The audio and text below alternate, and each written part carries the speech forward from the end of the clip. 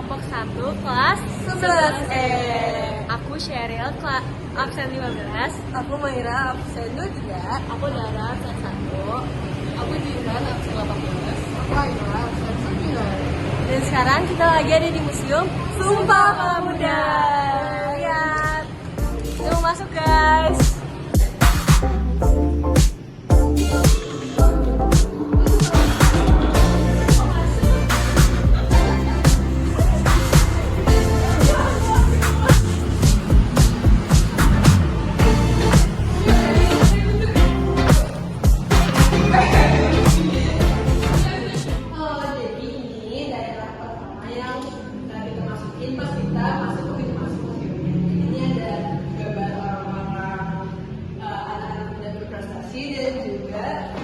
Gambar pahlawan-pahlawan kita. Ada Arnold Monomoto yang sudah Sreimana saat ini, dan Muhammad Amin, Muwardi, Ridho Supratman, sama Adnan Kapal.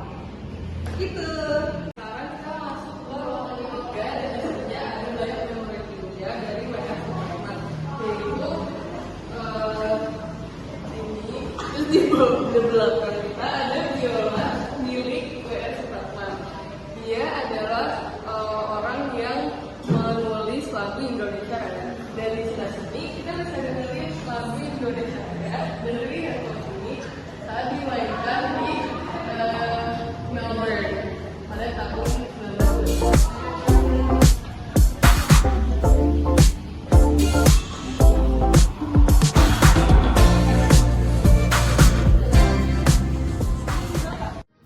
Oke, jadi izin menjelaskan sedikit. Jadi di Museum Sumpah Pemuda ini kita bisa masuk ke dalam ruangan dan memencet button dalam ruangan tersebut untuk nge-play the whole process of Kongres Pemuda 2.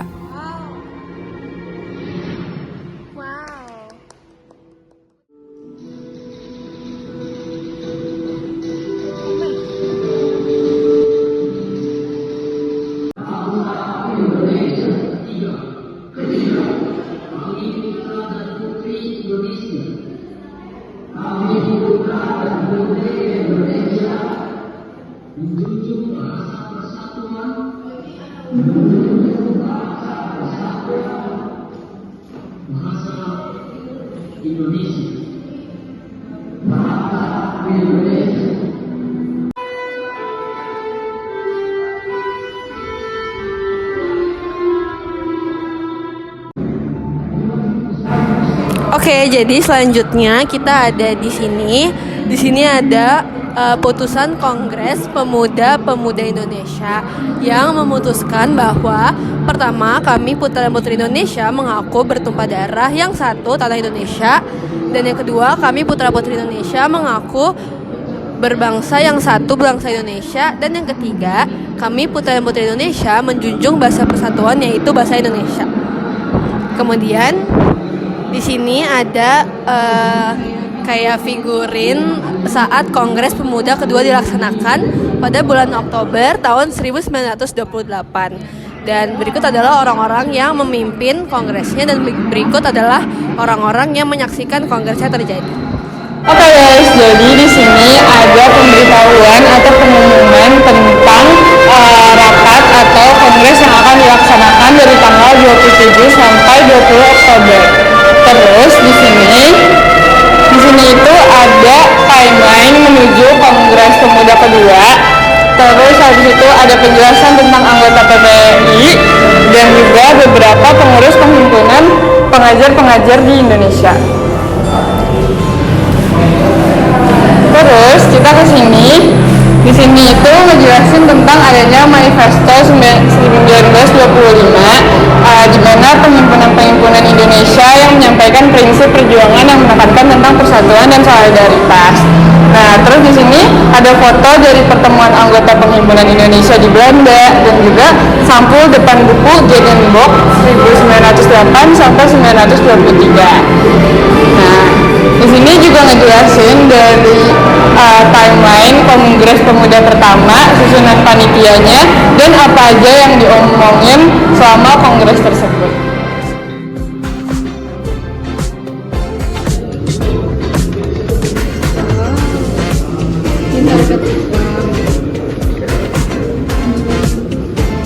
Ya balik ke sini deh, Bay. Kayak buku biasa. Nah.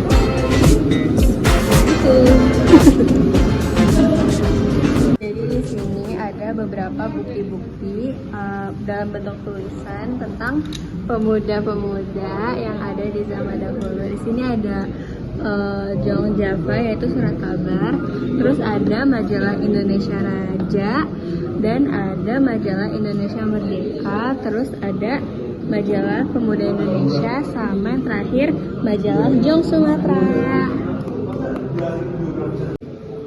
Jadi di sini ada informasi-informasi mengenai pemuda-pemuda atau tokoh-tokoh yang membantu untuk mendirikan organisasi.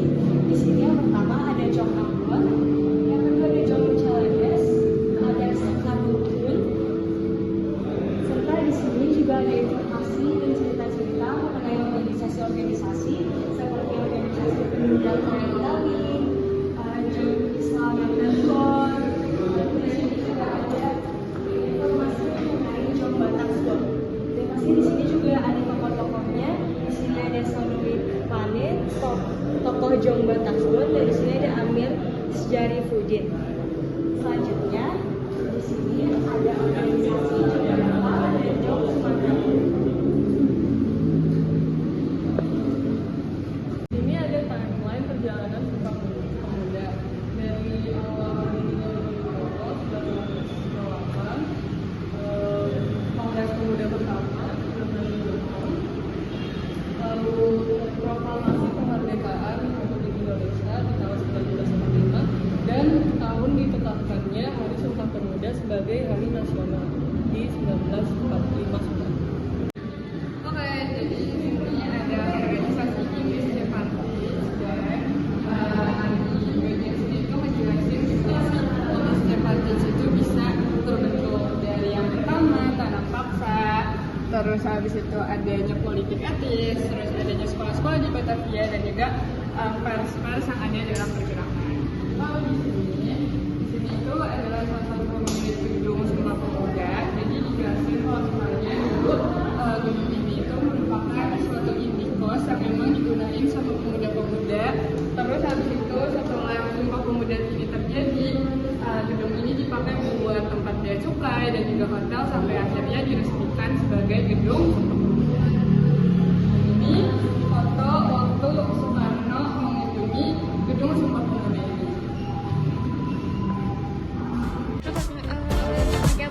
Jalan biasa aja nggak sih?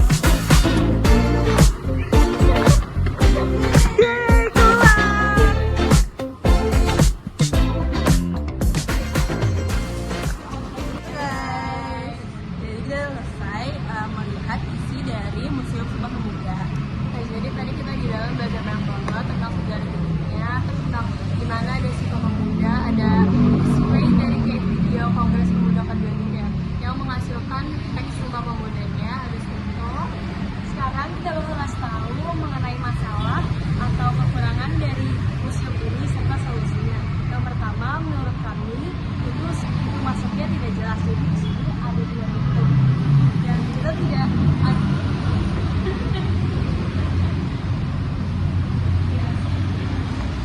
ada dua pintu dan nggak ada tanda yang masuk mana, yang keluar mana. Dan yang kedua yaitu nggak ada penjaganya. Jadi bisa jadi ada orang yang masuk tanpa bayar dan lain sebagainya. Kosong.